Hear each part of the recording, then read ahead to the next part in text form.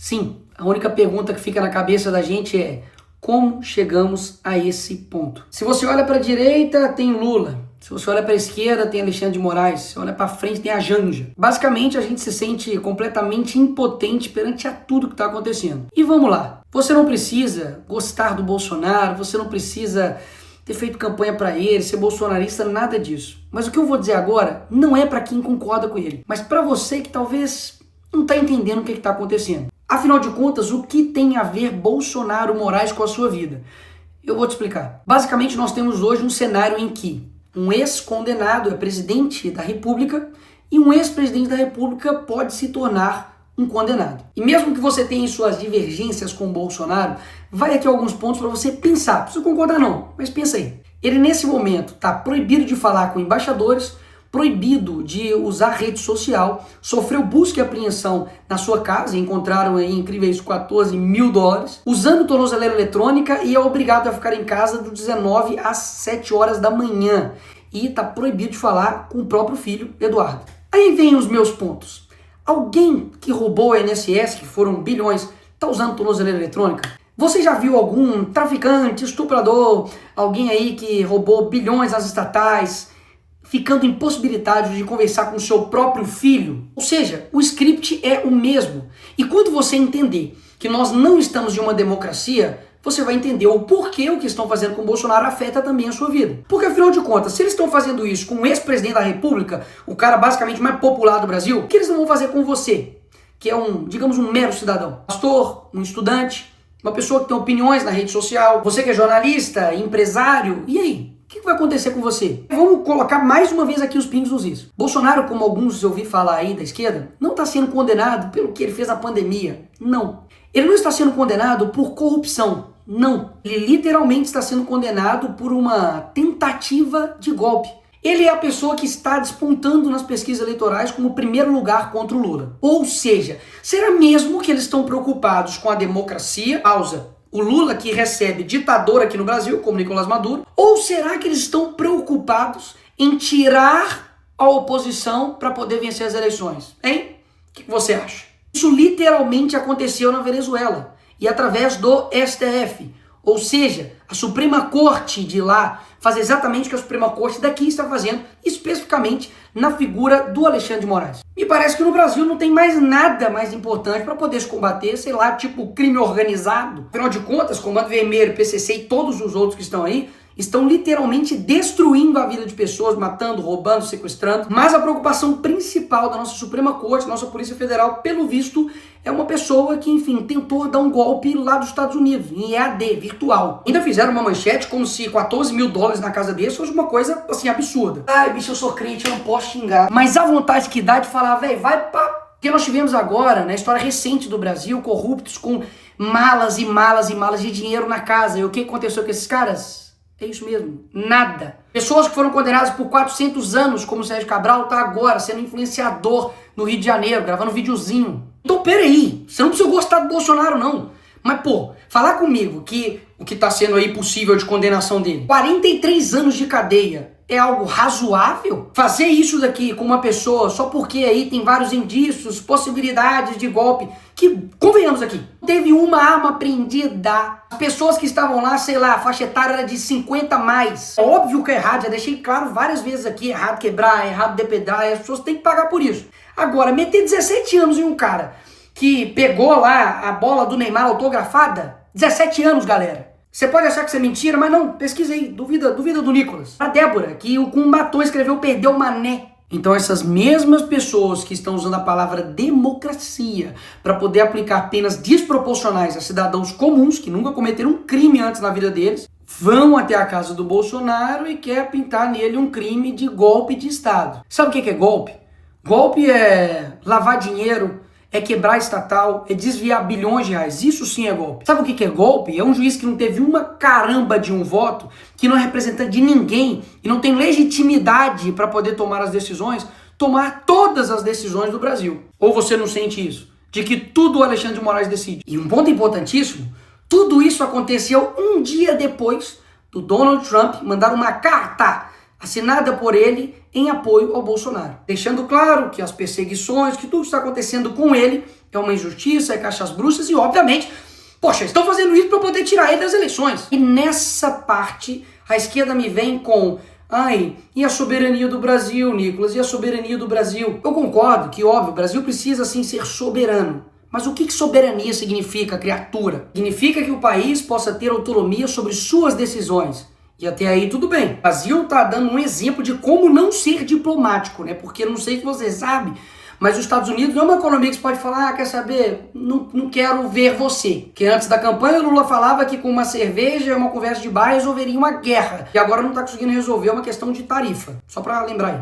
Agora, as decisões que os Estados Unidos está tomando nesse momento, ou futuramente possa tomar, como a lei Magnitsky, então até mesmo a taxação que o Trump fez, que no meu vídeo mesmo anterior eu disse que não há o que comemorar, afinal de contas a gente sabe que isso pode sim impactar e muito a nossa economia aqui no nosso país, nada mais está tomando uma decisão de como o seu próprio país irá tratar as questões das importações. Então a narrativa de que isso estaria ferindo a soberania nacional, isso é mais uma narrativa do PT da esquerda. PT esquerda que durante a sua vida inteira mentiu pra você. É o mesmo cara que te prometeu picanha e não entregou nada. Então assim, acreditar em todas as narrativas que a esquerda traz pra você, aí o problema nem é mais a esquerda, meu filho. É o problema é você que acredita nela. Agora, mais uma vez, cá entre nós, vamos recapitular um pouquinho só a história. Lula acabou de pedir pra Cristina Kirchner, que foi condenada por corrupção, a soltura dela. Ele foi lá na Argentina pedir para soltar ela. A Gleisi Hoffmann, que é deputada do PT, não sei se você sabe, mas já foi até a TV árabe para poder pedir para o Lula ser solto.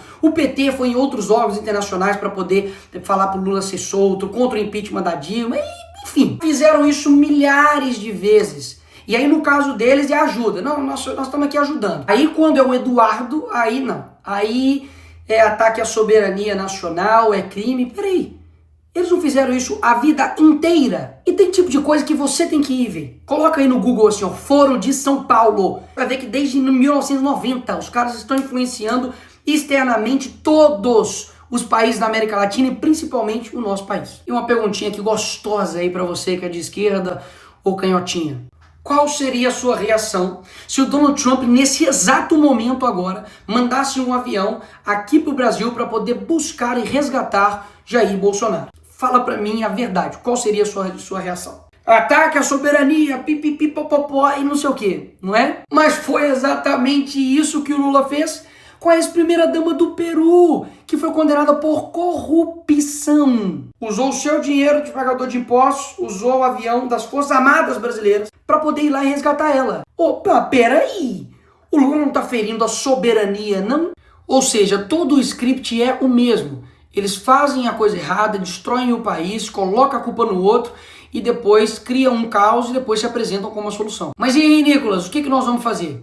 Aqui você chega na parte final, mas não menos importante do vídeo. Não, nós não estamos vivendo em uma democracia. Então, vamos partir daí. Em uma democracia normal, o Senado iria colocar freios e contrapesos com o STF. O STF seria uma corte não política, mas uma corte que iria zelar pela nossa Constituição. E o Congresso iria elaborar suas leis, ver o que é melhor para o país e, enfim, também poder fazer emendas à Constituição para poder também frear os poderes dos outros demais poderes. Mas não é esse Brasil que a gente vive. Então esperar de mim ou dos outros deputados que a gente faça algo dentro da regra do jogo que irá mudar um jogo que eles não seguem a regra do jogo, é loucura imaginar essa forma. E eu tenho um exemplo aqui perfeito para poder te dar. No caso, por exemplo, do IOF, que houve um aumento de imposto pelo PT, claro, e Haddad, o Congresso viu isso e falou, vamos derrubar. E nós derrubamos. O que o Lula fez? Foi lá e derrubou a nossa decisão. O que nós fizemos? Fomos lá e derrubamos a decisão dele. O que o PT fez? Levou pro STF. Chegou no STF, o Moraes decidiu o quê? IOF, tá tudo bem, vai rolar. Ou seja, é como se eu fosse um jogador, fui lá no jogo, fiz 3 gols. Finaliza o jogo, nós ganhamos a partida, e aí o juiz fala, não.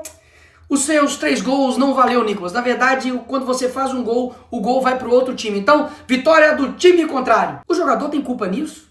Ele tem culpa de que um juiz está extrapolando por completo a sua competência? Não é falta de competência, de vontade, nem de garra, nem de luta de nenhum dos jogadores. Basicamente porque nós temos um juiz que tem superpoderes. Rui Barbosa poderia ressuscitar e defender que seja Bolsonaro ou a direita ou o Congresso ou o Parlamento, que não resolveria. Então é isso, Nicolas. Nós temos uma ditadura e lascou. Não. Mas tem uma coisa valiosa que eu aprendi com o Olavo, que é o seguinte: quando a sua ânsia de agir é maior do que a sua ânsia de entender, a sua ação sempre vai ser incompreensível. Toda tirania, ela vai dobrando a aposta. E eu confesso que eu estou extremamente preocupado com o nosso país. Basicamente, ou vai surgir um novo Brasil, ou a gente vai virar de fato Coreia do Norte. O que nós podemos fazer para poder mudar essa situação? O primeiro passo de fato é você entender. Entender de que existe uma pessoa, basicamente, que chama-se Alexandre de Moraes, que está desbalanceando a nossa democracia. Então, Nicolas, o que você sugere? Eu confesso que muitas das vezes eu não sei, mas uma coisa eu sei, que desistir, parar de lutar, parar de falar, parar de gravar vídeo, parar de comunicar com vocês, parar de falar a verdade, isso não é o caminho. Então esse é o primeiro passo, de que da mesma forma como eles não desistem, porque você tem essa sensação de que tipo, eles não param nunca, um dia isso, um dia aquilo, parece tipo assim, psicopatas no poder. Mas eles não param. E o que geralmente acontece com a gente, que, poxa, somos pessoas que só querem ter um Brasil legal, cara. Só querem ter um Brasil seguro, só querem ter uma economia pungente, só querem ter empresas que funcionem, trabalhadores que sejam respeitados, pessoas que possam viver a sua vida bem, que estejam, trabalhando para o nosso país. Mas existe uma galerinha que não. Eles não querem que isso aconteça. E eu sei que esses caras não vão largar o osso, amigo. De qualquer jeito, eles vão até o fim. Mas a gente também precisa ir até o fim. E por fim, o ponto mais importante. Eu não tenho dúvidas que Deus não está com os olhos fechados para o que está acontecendo no nosso país. Existem nesse momento agora centenas de pessoas que choram, que estão distantes das famílias, que estão sendo perseguidos injustamente aqui no nosso país. E muita gente fica calada, muita gente não se move,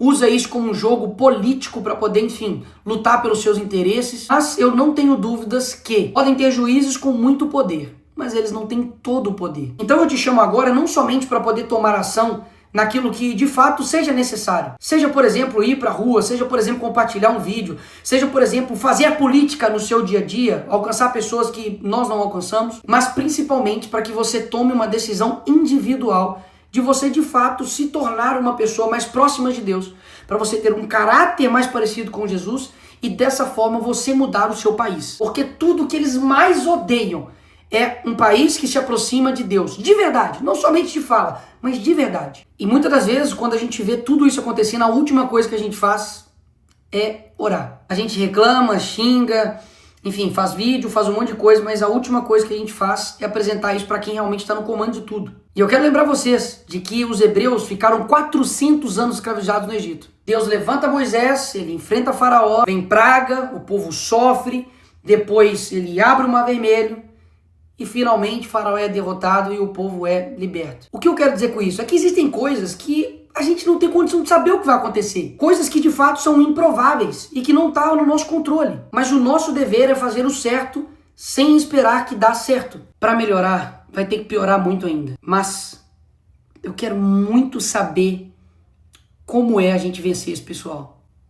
Você não tá com essa vontade também, não? Mas isso não depende de uma pessoa, de uma instituição, de um grupo somente, mas depende de todo mundo. Quando eu falo de todo mundo, é você que, enfim, tá aí, talvez vendo esse vídeo deitado na cama, ou tá vendo no ônibus, tá vendo no avião, enfim, não te conheço. Mas você é importante pra caramba nesse processo. Porque caso contrário, a gente realmente não vai conseguir. Porque pode ter certeza que um país que não sonha, ele não consegue atingir nada. Uma pessoa que para de sonhar, esquece, ela tá morta. Ter certeza que tem muita gente nesse país que tá com o coração verde e amarelo, louco para poder mudar as coisas.